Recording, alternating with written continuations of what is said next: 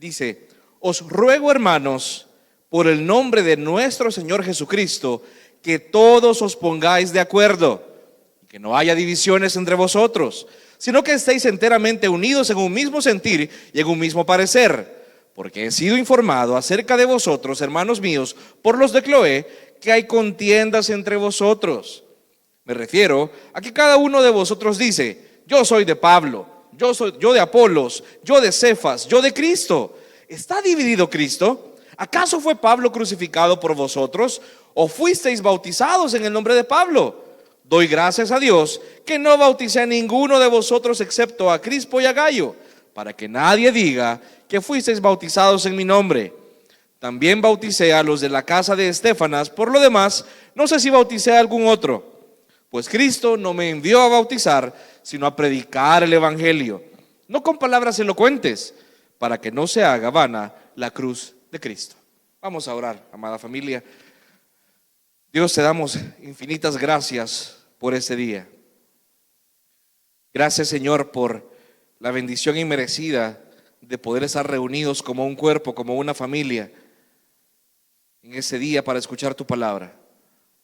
Señor, en este momento te pedimos perdón por si hemos venido a este lugar en mero cumplimiento de una costumbre, en mero cumplimiento de algo que hacemos por inercia.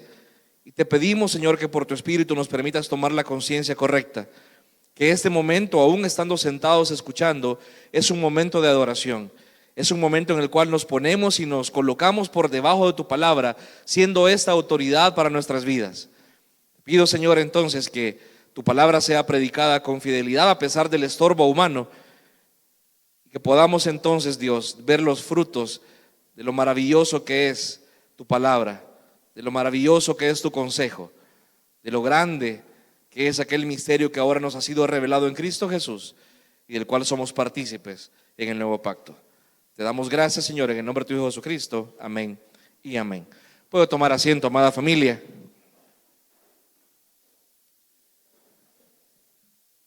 Aprovecho anuncio, hoy estamos estrenando micrófono y estrenando computadora, gracias a la fidelidad del Señor primeramente, pero también por sus ofrendas. Así que usted puede ir viendo poco a poco, estamos invirtiendo las cosas. Por ahí que ya han comprado un micrófono, otro así de pajilla, pero a mí no me gusta porque es como que fueran los Backstreet Boys, me siento. Mejor este. Algún día vamos a tener un púlpito con micrófono incorporado, primero Dios, hermanos. La semana pasada veíamos que la iglesia está compuesta de personas que tienen una cualidad particular, que son las personas que invocan el nombre de Jesús y lo tienen por Señor. Eso es la iglesia, amén. Ahora, esto posiblemente uno lo toma ya como, ya lo he escuchado un montón de veces, pero como hablábamos la semana pasada, inmediatamente esto debe colocar en su contexto correcto cómo es la iglesia y de qué trata, y sobre todo la base de la vida de sus miembros. Si Cristo es Señor, la iglesia es un lugar distinto. Eso es importante mencionarlo. Desde el momento que Cristo es Señor de la iglesia, aquí adentro las cosas han de ser, deben ser y van a ser diferentes. El que Jesús sea Señor no debe verse únicamente como un cliché entre los cristianos. No debe ser algo que yo repito a la ligera. Así como por ejemplo usted viene ahora y le dice: Dios le bendiga, hermano. Posiblemente eso es cristianish, o sea, el lenguaje cristiano, evangélico, lenguaje evangélico. Sí, pero ¿se da cuenta la profundidad detrás de las palabras? Hermano, que Dios te bendiga, o sea, tú sos mi hermano. No debe ser dicho a la ligera, mucho menos el que Cristo sea el Señor. Debe ser algo que conscientemente, no solamente por costumbre, sino que consciente e intencionalmente dirija las vidas de las personas, la práctica de la fe y la comunidad en la iglesia. Los cristianos somos personas cuyo Señor es Jesús y somos una comunidad cuya autoridad también es Jesús. En absolutamente todo lo que hacemos, creemos y decimos. Amén, iglesia. Nadie lo pone en entredicho, al menos a nivel teórico. Mire, viéndolo de una forma ya aplicada, contrario a lo que pueden pensar muchos, en la iglesia no hay mejora continua. Es decir, una búsqueda de un mejor y más eficiente método de hacer las cosas. No es que usted vamos a aplicarnos y vamos a certificarnos en Six Sigma, vamos a hacer Black Belts, Green Belts, lo que sea que en las empresas se hace para hacer más eficiente todo. Hagámoslo de una mejor manera, busquemos mejores metodologías. No, la fórmula para la iglesia de hacer las cosas ya existe y ha sido la misma por 2000 años. Se trata entonces de que la iglesia avance, como hablábamos la semana pasada, en santificación, para que lo que debe creer la iglesia y lo que rige su vida se vea en la práctica y los miembros caminen de una forma más fiel en alineación a aquello que ha sido mandado. Eso usted ya lo sabe, lo repito para poner la base de lo de ahora. El evangelio es lo que por 2000 años ha sido el método de la iglesia. Es el evangelio el que dicta cómo la verdad se aplica en la práctica y en el tiempo. Ahora algunos piensan, no, mira, la iglesia debe adaptarse a los tiempos. La iglesia debe modernizarse. La iglesia debe caminar y ver la cultura en la que está. Claro, hermano, pero como hablábamos la semana pasada, no cometamos el error de poner la carreta por delante de los caballos. Es decir, es el evangelio el que dicta cómo vamos a abordar la cultura, porque la esencia es la misma. No es al revés, no es la cultura la que dicta si el evangelio sigue siendo válido o no. Mire, cuando el autor de Eclesiastés dice que no hay nada nuevo bajo el sol, a lo que se refiere es que en el mundo puede que haya cosas distintas, pero el problema sigue siendo el mismo. El hombre huyendo de Dios, el hombre siendo reacio a la ley de Dios y el hombre encontrando vanidad en su vida y no encontrando significado hasta que lo ve y lo halla en Dios. ¿Estamos claros en eso? Amén. ¿Por qué es tan esencial recordar esto? ¿Por qué lo menciono? ¿Y por qué empezó tan serio Mario? Bueno, ¿por qué? Porque la iglesia debe recordar que su autoridad y la fuente de regirse, o la fuente, perdón, de un lineamiento es una. No de hombres que pueden fallar, sino que es única e infalible, que es el evangelio. ¿Qué pasaría si la iglesia se dirigiera sobre la base de las opiniones de cada uno de sus miembros, o busquemos la mayoría? ¿Qué pasa si, y no estoy hablando de cosas en las cuales sí puede, digamos, hacerse una consulta? Por ejemplo, hermano, ¿nos movemos de templo o no? ¿Pintamos acá de fucsia o de qué color pintamos? No, no me refiero a eso. Me refiero a lo esencial. ¿Qué es lo que va a normar y qué tiene autoridad sobre la iglesia? Debe ser la popularidad de los líderes. Cualquier parecido con la realidad que usted puede haber vivido en otro lugar no es coincidencia. En Corinto estaba pasando algo así. La cultura bajo la cual ellos habían crecido y la cultura que les rodeaba a los corintios les había llevado a que rigieran la iglesia, o que pretendieran dirigir la iglesia no sobre el evangelio, no sobre lo que verdaderamente importa, sino que para ellos lo que importaba eran las opiniones, por lo cual Pablo les manda a unirse. Vamos otra vez por favor a Primera de Corintios, y le pido que lo tenga a la mano y vea en los versículos 10 y 11 para empezar del capítulo 1. Dice: os ruego, hermanos, por el nombre de nuestro Señor Jesucristo. Mire lo importante que es lo que menciona acá. No se los dice por casualidad, no es solo por sonar cristiano, por sonar evangélico, se los dice de verdad. Les ruego, hermanos, por el nombre de ¿quién? Nuestro Señor Jesucristo, aquel que debe dirigir la iglesia. Que todos os pongáis de acuerdo y que no haya divisiones entre vosotros, sino que estéis enteramente unidos en un mismo sentir y en un mismo parecer. Porque he sido informado que hay contiendas entre vosotros. Les ruega porque había un espíritu de conflicto. La iglesia de Corinto era una iglesia conflictiva. Era una iglesia para la cual en todo se daban duro, en pocas palabras. Les costaba ponerse de acuerdo. cada cosita cuestionada, cada cosita, pero no sobre la base de lo importante, sino sobre una base incorrecta. Y es lo que quiero que veamos un poquito más adelante. Pablo les habla muy amorosamente como hermanos, rogándoles tomen en cuenta mi consejo, pero ¿sobre qué? Porque se los pido en el nombre de nuestro Señor Jesucristo. Amado hermano, la base de la unidad, y aquí le doy tal vez el centro de todo el mensaje, y no como spoiler, sino para que entienda y lo tenga presente en general. La base de la unidad en la iglesia es el hecho que tenemos un solo Señor. No es la afinidad la que nos une. Sería imposible que todos nos cayéramos bien naturalmente acá.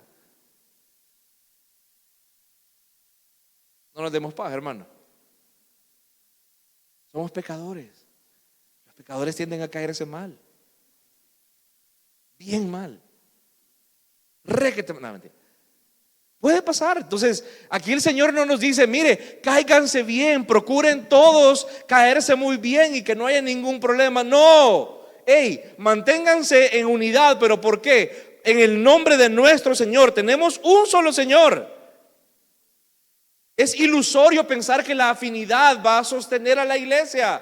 Es mentira, es usted engañarse y poner una expectativa errónea que después le puede pasar factura. Me decepciono porque aquí no hay afinidad, hermano. No se trata de eso. Es imposible que pecadores nunca tengan un problema. Es imposible que no haya diferencias. Si con una persona en casa, mire cómo le cuesta a los que están casados. ¿O acaso usted con su esposo o su esposa está de acuerdo en todo? Todo va tranquilo, al suave. No son los intereses comunes, o incluso que procuremos congraciarnos, que cosas que la Biblia nos manda. Sí, eso no es suficiente. Si tenemos un solo Señor, este único dueño de la iglesia no tiene varias voluntades. Todos nos sometemos a Él y a lo que Él manda, que es muy claro y está en una sola fuente, que es el único evangelio. ¿Está de acuerdo usted con eso, iglesia? Ok, qué bueno, porque lo que viene tiene sobre base esto. Y le pido por favor que lo que vamos a hablar se evalúe usted, porque no solamente es ahorita, está hablando de aquel vos. No es eso. Esto es con dedicatoria para aquel hermano que es, no.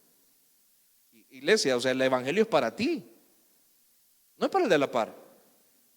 Si no te vuelves como aquel fariseo que se paró enfrente del templo a decirle al Señor, te doy gracias porque no soy tan pecador como este. Y el Señor dice, te aseguro que aquel publicano que estaba atrás bajó justificado antes que el otro. Lo menciono por si alguno se sintió tentado ahorita de pensar, ahorita le va a caer aquel. No, amada iglesia. Los corintios estaban actuando conforme a lo que conocían de su cultura. Ellos conocían, o lo que ellos vivían era, los maestros y su oratoria, la retórica, la habilidad que tenían para hablar de una forma muy persuasiva, muy elocuente, eso es lo que importaba. Entonces admiraban a esta gente y pensaban que lo mismo se podía aplicar en la iglesia. De hecho, la gente valía para ellos según el maestro al quienes ellos seguían. La gente hallaba identidad en el maestro en el cual ellos confiaban o aquel a quien seguían. ¿Me doy a entender? ¿Está clara esa parte? Ellos pensaban que era bueno poner su confianza o identidad en aquello a quienes seguían, aquel a quien ellos seguían. Pablo, de hecho, fíjese acá por favor en el versículo 10. Él ocupa un recurso que ocupaba en aquellos tiempos, que se le llama un quiasma, que es que yo presento una idea, luego otra idea y luego refuerzo la primera, porque suena como redundante. Les dice en el 10, que todos se pongan de acuerdo, idea A, y que no haya divisiones entre ustedes, idea B, sino que están enteramente unidos en un mismo sentir, idea A otra vez. Él quería reforzar que era importante que ellos estuvieran en una misma idea, en un mismo sentir. ¿Qué significa esto? ¿Significa, como le decía hace un momento, que todos vamos a estar de acuerdo? No, no, no, no, no. Mire, a veces las divisiones en la iglesia son necesarias. Pablo les dice más adelante en Primera de Corintios, y uno puede decir, bueno, Pablo, entonces, ¿qué onda? No se pone de acuerdo él mismo. Porque dice, es necesario que haya divisiones para que se ponga de manifiesto quiénes son los de la verdad. La Biblia es un libro donde usted ve divisiones y ve dualidades en todo lugar. El trigo y la cizaña, ovejas y cabritos, luz y oscuridad, lo que produce frutos y lo que es estéril, lo falso y lo verdadero, los que son de la verdad y los que son del enemigo. Pablo no se refiere acá, hermano, quiero aclarar para que no nos confundamos, no se refiere a este tipo de divisiones.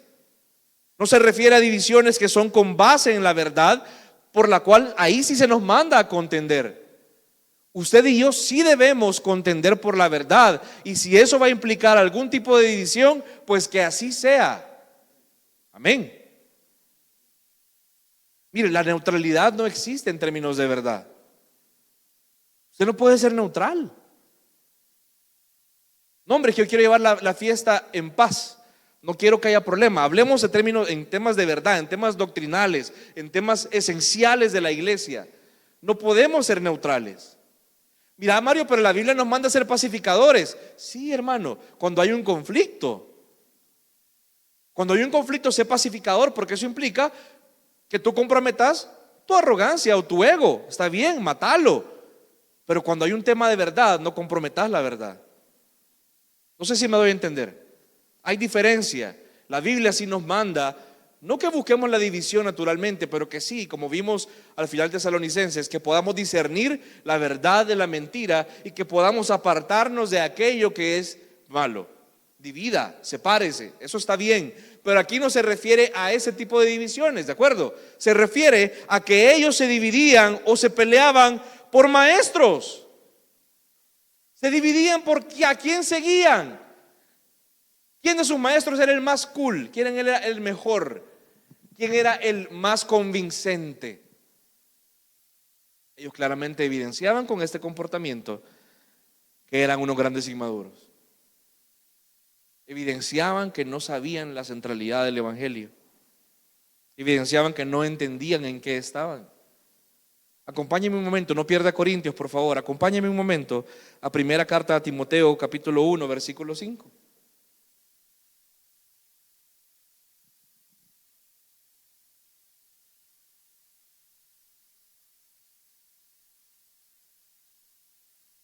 ¿Lo tenemos? Amén.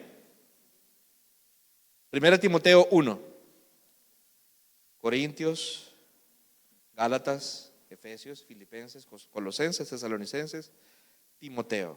¿Lo tenemos? Amén. Mira qué interesante. Es que escuchaba bastante ojeo todavía. Pero el propósito de nuestra instrucción, hablando Pablo a Timoteo, es el amor nacido de un corazón puro, de una buena conciencia y de una fe sincera. Es lo que debe producir la enseñanza. La enseñanza que ellos en teoría les daba identidad, porque mi maestro es más cool, o es mejor, o es más convincente. Lo que debe producir acá es amor nacido de un corazón puro, de una buena conciencia y de una fe sincera. Pues algunos, desviándose de estas cosas, ¿qué dice? Se han apartado hacia una vana palabrería, discutiendo por cosas sin sentido. Pero mire lo peor acá. Queriendo ser maestros de la ley, aunque no entienden lo que dicen, ni las cosas acerca de las cuales hacen declaraciones categóricas. Ha de ser un poco vergonzoso hacer una declaración categórica acerca de algo que usted no sabe, ¿verdad? ¿Nunca le ha pasado eso? ¿O nunca se ha topado con alguien que habla con seguridad de algo que no sabe, por ejemplo?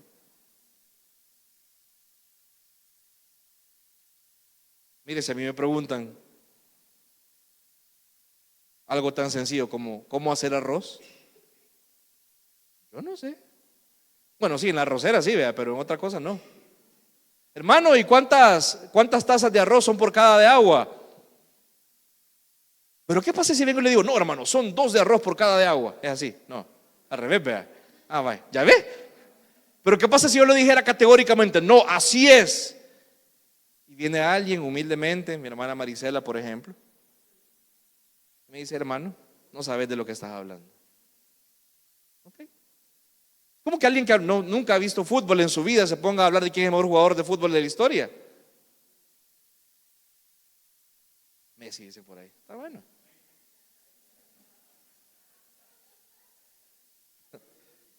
Ya ve, tema duro ahí, hermanos.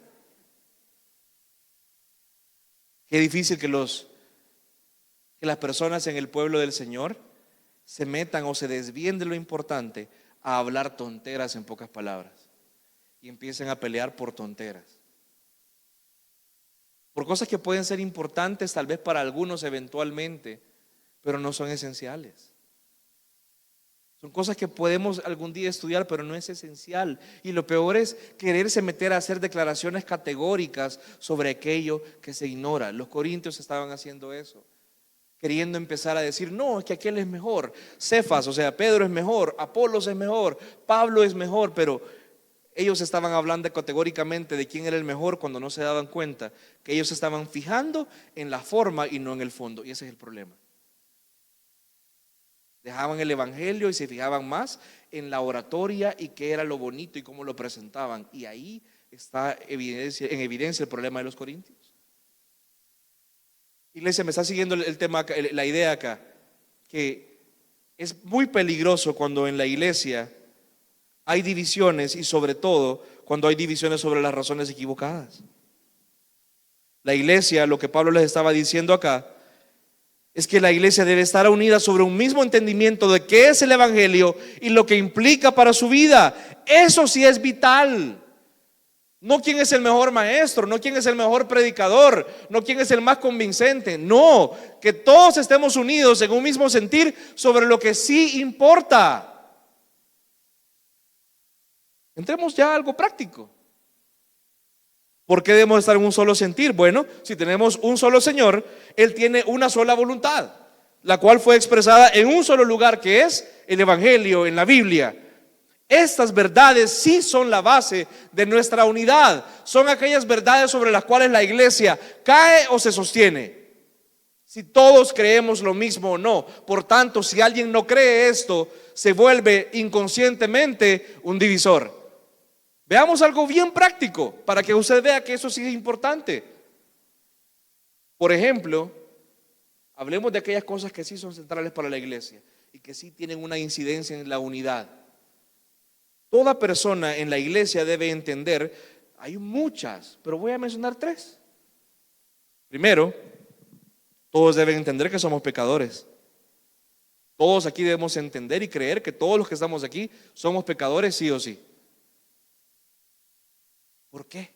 Bueno, mire, posiblemente, vea si usted cree de esta forma, soy pecador, ok, entonces posiblemente el causante de la mayoría de mis problemas soy yo mismo, no el otro. Sí, los demás me ofenden, pero mi reacción habla más de la condición de mi corazón que lo que el otro hizo. Si yo soy pecador, debo ser paciente con los otros, ya que no soy mejor que ellos.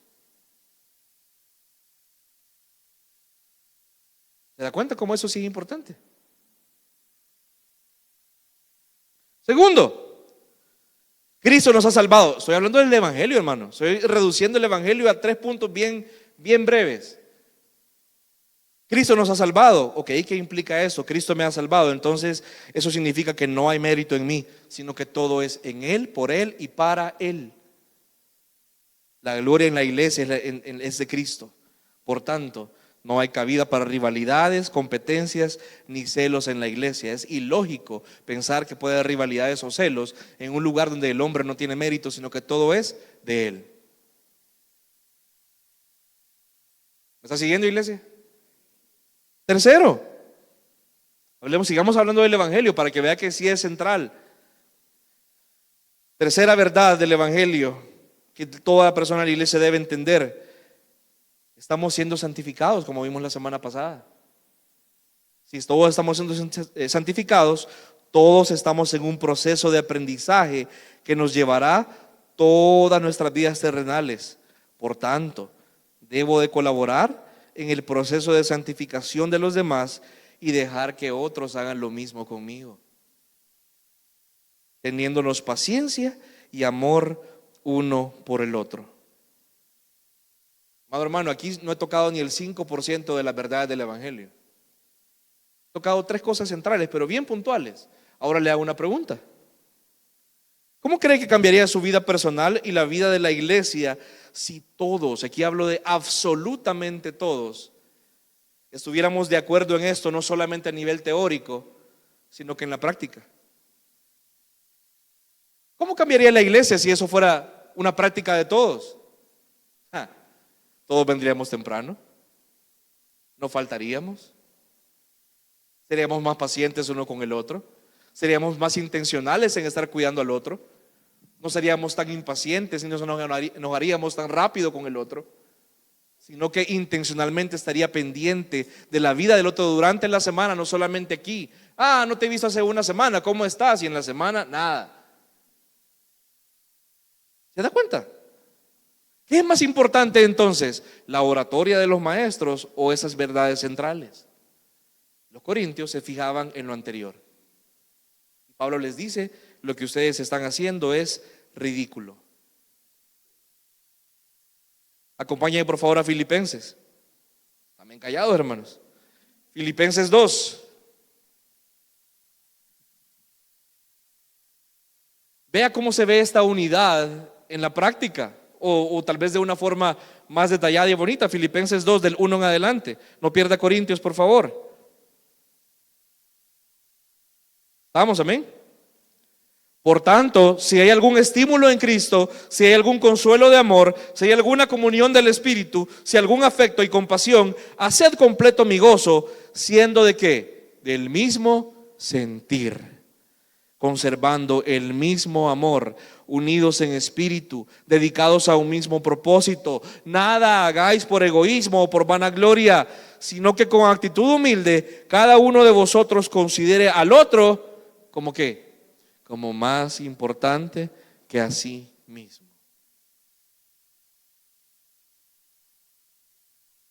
Eso se ve en la iglesia. ¿Sabe cuándo lo vemos? Por ejemplo, un ejemplo bien bayunquito, en los ágapes. Yo le doy gracias a Dios de verdad en los ágapes porque disfrutamos un montón juntos, amén. Pero a mí me encanta ver cuando los hermanos que tal vez no están asignados o no están comprometidos porque no están en ningún grupo que está a cargo de la comida, de ellos sale ponerse al servicio de los demás. Es decir, yo no voy a comer primero, no te preocupes, aquí te voy a ayudar a cocinar para los hermanos. No estoy hablando de cosas tan elevadas, hermanos, hablo de cosas así sencillas. Mi hermano es primero. Estoy cansado, pero mi hermano quiere hablar conmigo, mi hermano es primero. Tal vez no tengo gran cantidad de dinero, pero mi hermano no tiene nada. Ando 10 pesos, él tiene 5 y yo tengo 5. Mi hermano es primero. Eso es más importante para la unidad que quién es el mejor maestro. De hecho, un pequeño paréntesis antes de pasar al siguiente punto, y algo muy importante aquí en este versículo 11, que les dice: hey, me han contado, he sido informado que hay discusiones entre ustedes. La palabra que se ocupa aquí para discusiones es la misma que vamos a leer, que se ocupa en Gálatas 5:20. Aquí no era una disputa noble o teórica, sino que ellos sí se estaban agarrando de los pelos, hermano. Sí había animosidad uno contra el otro, sí se hablaban mal el uno contra el otro, sí había rencillas, recelos, malas hablanzas uno del otro sobre la base de los maestros. Gálatas 5:20 dice: idolatría, hechicería, enemistad, hablando de los frutos de la carne, dice enemistades, pleitos. La misma palabra que se ocupa en Corintios está ocupando acá en en Gálatas. Es decir, no era algo bonito. Lo que ellos estaban haciendo era algo meramente carnal. Era un fruto o una obra de la carne. Hermano, ese tipo de pleitos, contiendas, el que tú tengas un problema activo con alguien sin resolver, es algo de que viene de la carne, no viene del Señor. Desde ya te lo quiero decir, esto no está bien. ¿Por qué? Porque la iglesia es de Cristo. Tan sencillo como eso. Si la iglesia es de Cristo, Él es Señor de la iglesia. Significa que es suya y no tuya.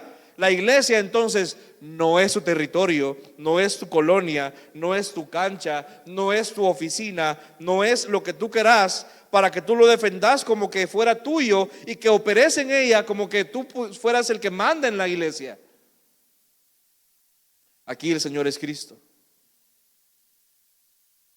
Y entonces la iglesia es de Él, significa que tú y yo debemos actuar conforme a sus principios, no a los nuestros. Amén, iglesia. Mire, a veces alguno dice que mire, pero es que es difícil, pastor, porque usted no sabe lo que me hicieron, hermano. Los conflictos no provocan que tú actúes de una forma pecaminosa. Los conflictos revelan lo que ya había en tu corazón.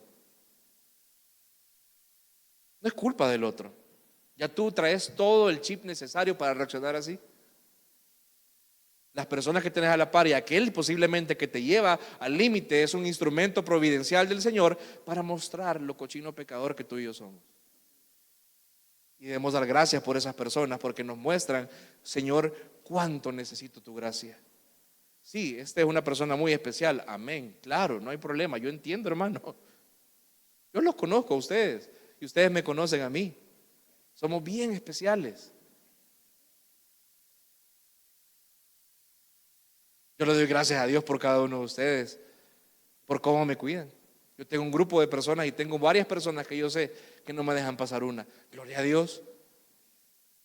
Me voy a enojar por eso. Realmente voy a ser tan tonto de enojarme porque me digan, mira Mario, te estás equivocando. No, hombre, gracias de Dios. Hay una forma distinta de ver los conflictos, pero no es algo bueno, sino es algo carnal el que tú y yo tengamos conflictos, y peor dentro de la iglesia. Lo menciono porque quiero darles contexto de cómo se estaban comportando los corintios. No era algo noble, no era algo teórico, no era como un concilio de la iglesia donde ellos debatían en amor. Algunos no eran amor, algunos se dieron duro, pero ese es otro tema para otro día en historia. No, ellos estaban peleando.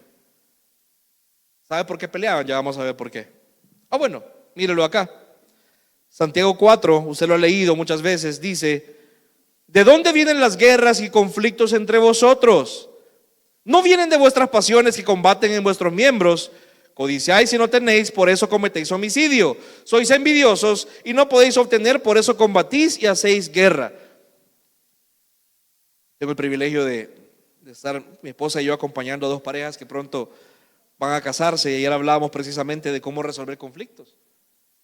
Y hablábamos que a nivel de pareja, la razón por la cual muchas veces peleamos con nuestro esposo o nuestra esposa es porque esa persona es lo que está como obstáculo entre yo y aquello que quiero lograr, aquello que muchas veces es mi ídolo.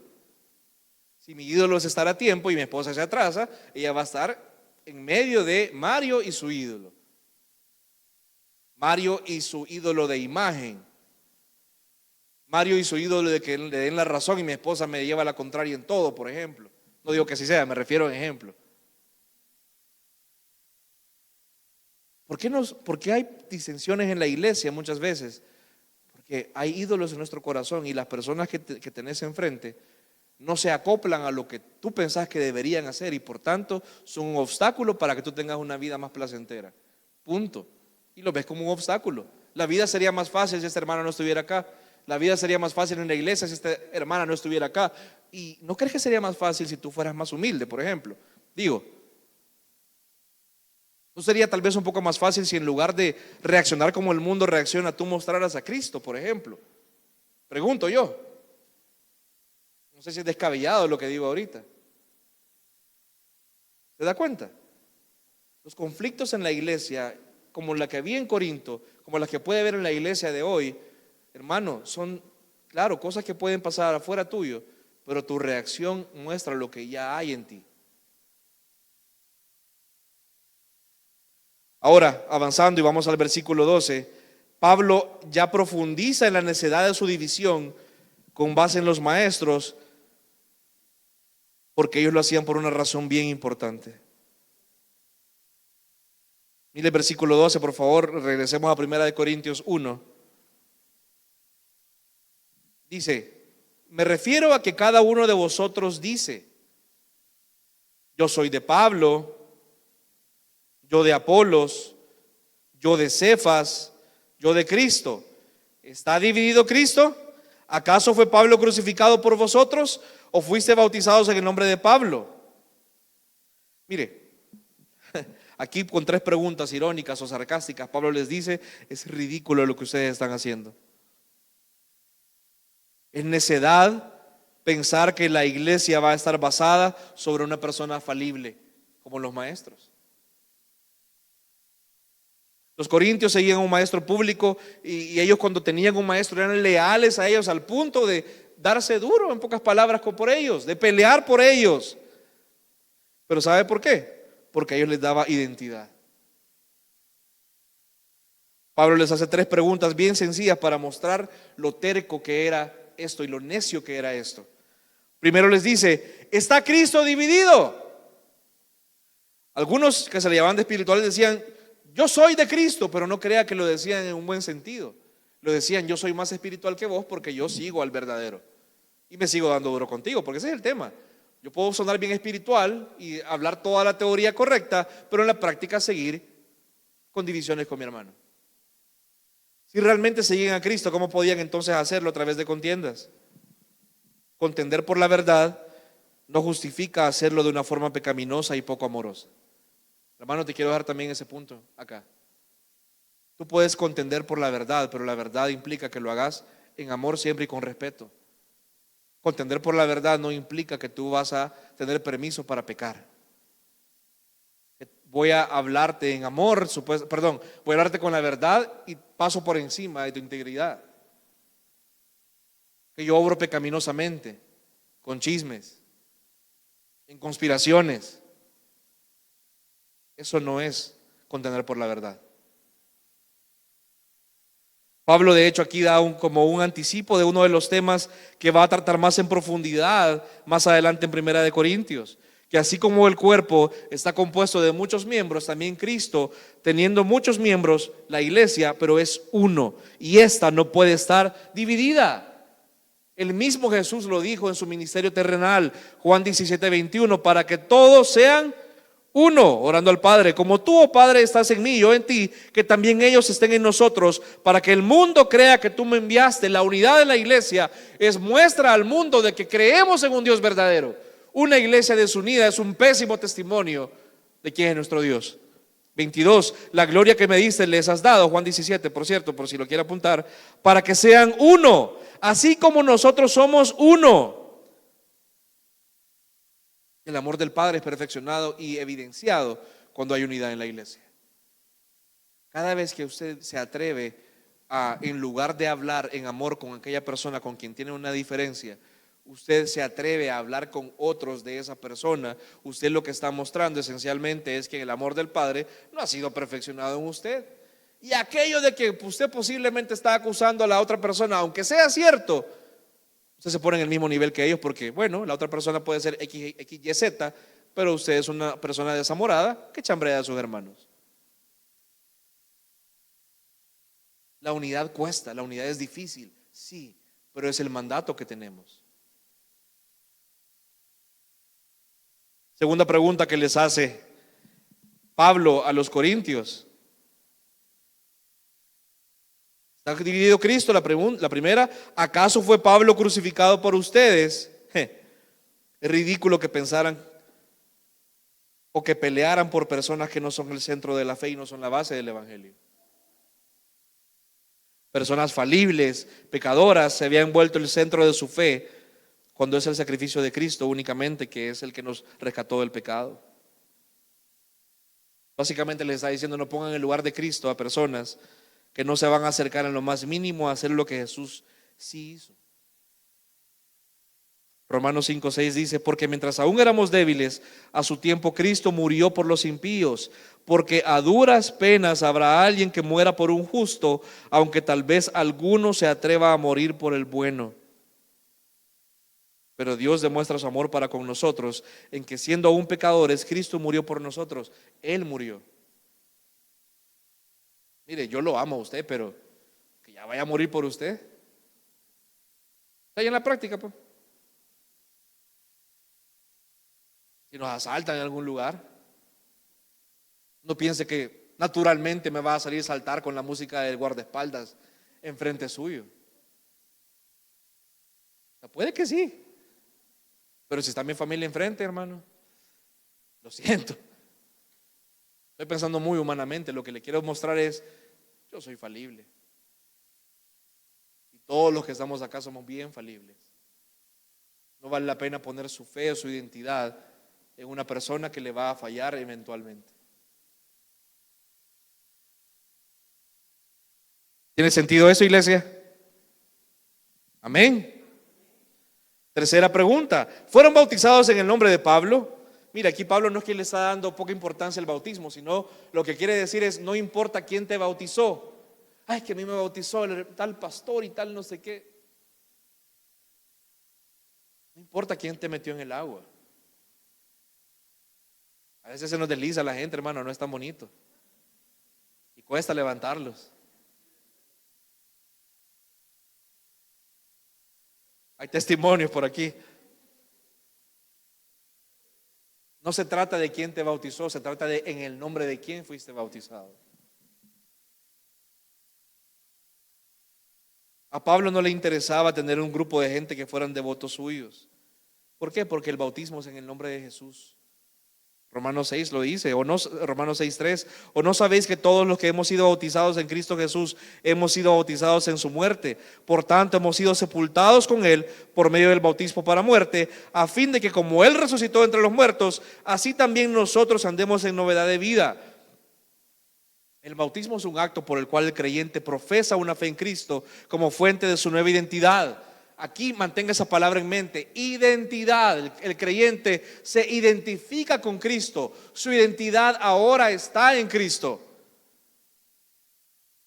Sin embargo, los corintios hallaban identidad en sus maestros, no en Cristo. Esto no está tan alejado de la realidad en la iglesia. De hecho, muchos afirman haber sido bautizados en el nombre de Jesús, pero hayan identidad en otras cosas. Filosofías ajenas al evangelio, por ejemplo. Meditación, autoayuda. Estoy buscando la mejor versión de mí. Va a ser en el cielo, hermano. Aquí lo que estamos procurando es no ser tan peor, pero nunca lo vas a hallar fuera del evangelio. Y con esto aclaro, no estoy diciendo, hermano, que está mal que un cristiano pueda buscar ayuda de profesionales en ciertos temas. No, lo que te quiero decir es que puede haber cierta ayuda que te pueden dar esas personas, pero una necesidad que no pueden suplir es la de tu alma.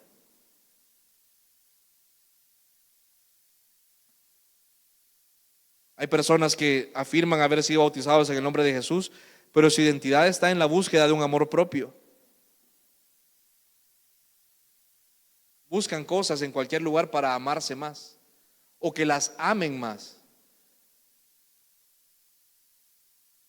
Buscar identidad en horóscopos u otras ciencias como los eneagramas, por ejemplo, que es una numerología cristiana supuestamente. ¿Se da cuenta lo ridículo que es para un creyente consultar un horóscopo? Pero me pegó. Está escrito de la forma más genérica del mundo, a algo le va a pegar.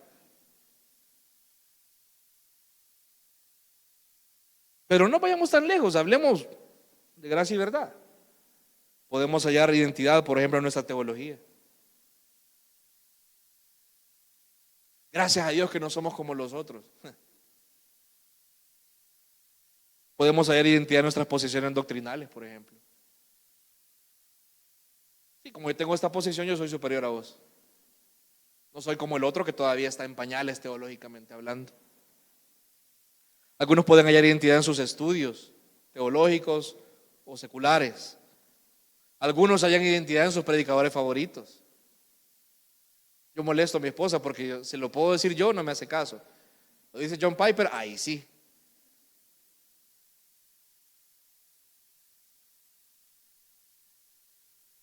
Algunos pueden hallar identidad en su seminario, por ejemplo. Yo salí del...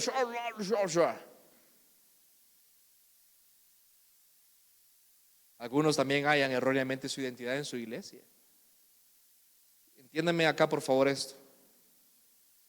Si Cristo no te da identidad, sino que te lo da el que está en una iglesia de sana doctrina, hay un gran problema ahí. ¿Por qué? Porque gracia y verdad, solo Dios sabe cuánto tiempo va a estar. Cristo es para siempre. Mire, hablando de gracia y verdad un poquito más, hablemos de ese tema de los maestros. Gracias a Dios, no existe una tendencia a pelear por quién es nuestro orador o predicador favorito, porque todos estamos aprendiendo. Todos tenemos que aprender acá a valorar lo que Dios nos ha dado por gracia. Yo le puedo dar fe, amado hermano, que entre los que tenemos el privilegio de compartir la palabra no hay una rivalidad sobre quién es mejor o quién es el que mejor lo hace. Todos nos oímos acá con temor del Señor, por lo menos déjame hacerlo fielmente. Yo no tengo problema, por ejemplo, de admitir que mi hermano Carlos sabe mucho más de teología que su servidor. Y a veces no le entiendo lo que dice, es otra cosa, pero que si le voy a hacer una pregunta tengo que ver cuánto tiempo tengo. Hermano, te amo. Todos, hermano Jonathan, hermano René, hermano Marcelo. Es riesgoso identificarse más con una persona que sirve a Cristo que con Cristo mismo. Expresiones como estas, por ejemplo, son peligrosas. No, es que a mí solo me gusta cuando predica tal y tal y tal. Y solo vengo cuando predica tal y tal y tal. Y solo comparto en las redes la publicación cuando predica tal y tal y tal. Se pusieron incómodos porque saben que es cierto. Yo solo a tal y tal y tal considero a mi pastor. Mira, yo entiendo, en el sentido que posiblemente usted tenga un poquito más de afinidad con alguna persona, sí. Pero debe entender que Dios ha puesto a las personas que ha puesto en su providencia. Y sobre todo yo solo lo considero a él porque en los otros no me gusta, es que no sé qué. Pregunta, si los otros tienen observaciones o tú tienes observaciones respecto a los demás, ¿has hablado con ellos? En amor les has hablado y les has hecho ver aquellas cosas que son áreas de mejora, pero de un espíritu de apoyo, no de crítica. Yo pregunto, ¿verdad? Por si le sirve a alguien. No, es que la predicación de la vez pasada, a mí no sé qué, no sé cuánto. Está bien, hermano, yo entiendo y tenemos un gran peso nosotros, créame que es un gran peso. Preparar un mensaje puede llevar fácilmente de 8 a 10 horas. Y piensa para personas como sus servidores y los demás que somos bivocacionales. No lo digo para que yo darle lástima, sino créame que estamos haciendo un esfuerzo, pero ayúdenos también. Si algo no está bien, hablemos, pero no cause división, no cause contiendas, no actúe como un inmaduro como los corintios. A eso quiero llegar. Básicamente, la pregunta que le quiero hacer en amor es: ¿usted se comporta como oveja o como un cliente? Si yo voy a un restaurante y no me gusta cómo me dan la carne, yo puedo quejarme. O puedo dar un review ahí, la carne estaba muy cruda, no sé qué. Está bueno. Pero en la iglesia, no lo me vuelve así porque no hay carne que esté demasiado cruda. Para mí, mientras más roja mejor, vea, pero eso es otra cosa. Si a usted le gusta chancleta es otra cosa. Yo en la casa le digo a la gente, ahí queda barbacoa, si quiere chamuscar eso, dele usted, yo no voy a ser culpable de ese crimen. Pero vaya. O sea, se comporta como una oveja que entiende que hay una relación que debe aportarse mutuamente entre pastor y oveja, o usted se comporta como un cliente, como que usted llegara a un lugar al cual paga por un servicio. Hay una diferencia. La oveja se involucra en ayudar al otro. La oveja se involucra en edificar al otro. La oveja se involucra en amar y cuidar al otro. ¿Se ha tomado el tiempo de ayudarle a aquellos que ustedes consideran que pueden mejorar? Sobre todo considerando el esfuerzo invertido.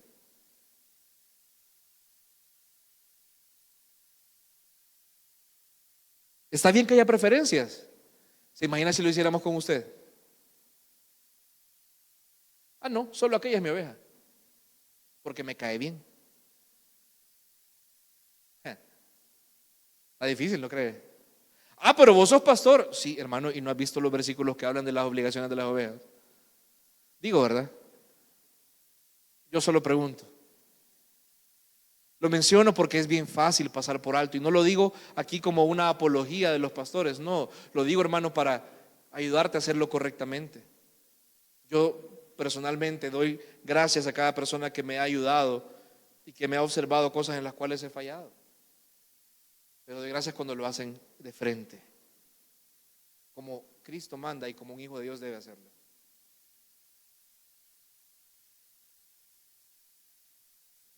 Hermanos, para los que tenemos posiblemente más de un año acá, no somos ajenos a lo que ha pasado y todo lo que la iglesia ha pasado. Sabemos los cambios que hemos pasado y lo difícil que ha sido. Y algunos pueden decir, antes todo era mejor, ojalá todo vuelva como era antes. Hermano, yo entiendo que hemos pasado algo difícil. Pero afirmar cosas como esa es pasar por alto la providencia de Dios. Cómo Él ordena todo en medio del caos. Aún en medio del dolor.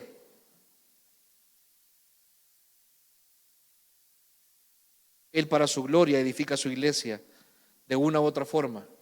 Aún en medio del caos, aún cuando las cosas no son perfectas. Amén, iglesia. Vamos concluyendo ya. Último versículo, versículo 17, por favor, si me pueden acompañar.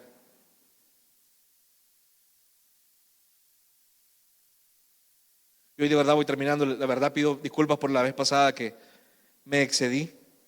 Se me fue el cronómetro, ahora tengo un cronómetro acá. Mire lo que dice el versículo 17, y esto es un cierre perfecto para lo que viene desarrollando Pablo.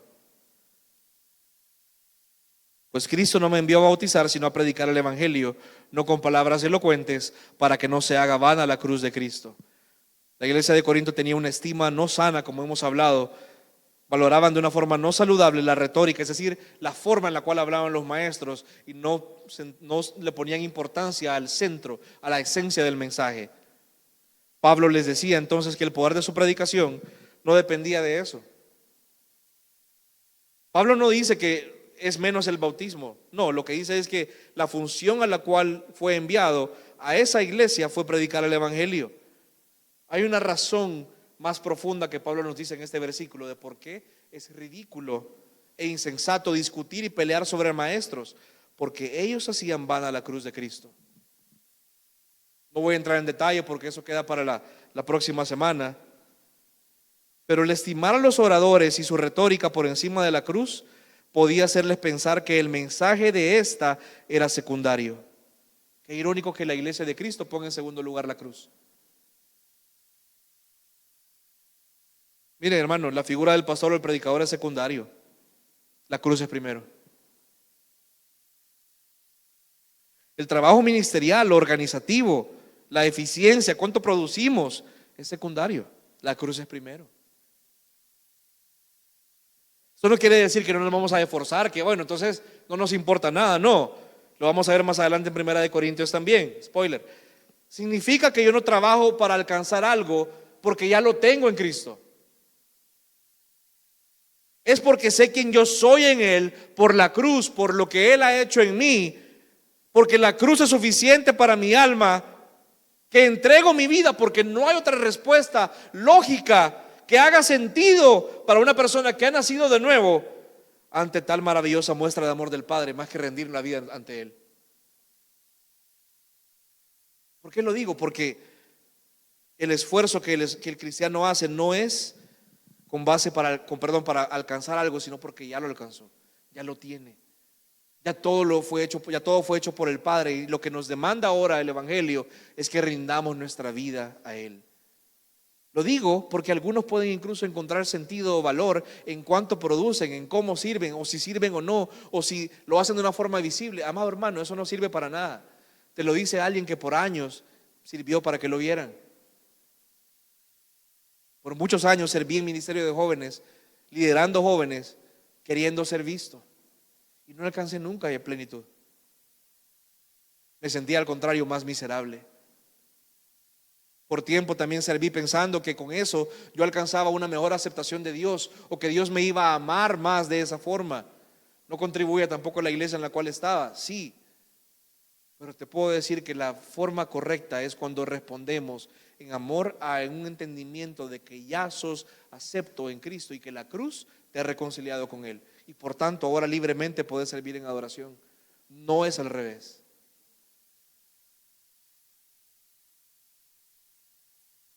Lo que los maestros que cita Pablo, Cefas, Apolos y todo, no era el problema. El problema era como los corintios lo veían. Ellos pensaban que en esto residía el poder de la iglesia, cuando el poder de la iglesia reside entera y únicamente en el mensaje de la cruz. Romanos 1:16, usted lo conoce de memoria. No me avergüenzo del evangelio, ¿por qué? Porque es poder de Dios para la salvación de todo el que cree. Cuando la cruz sale del centro del mensaje de una iglesia, esta inevitablemente va a ceder en muchas otras cosas, desviándose de la verdad y desviando a sus oyentes. Cuando la iglesia deja de poner sus ojos en el mensaje de la cruz, sino que se fija más en quién es el mejor predicador, quién me cae mejor, quién es el mejor líder, ahí nos estamos desviando. Porque mientras la cruz sea predicada, usted se ha servido.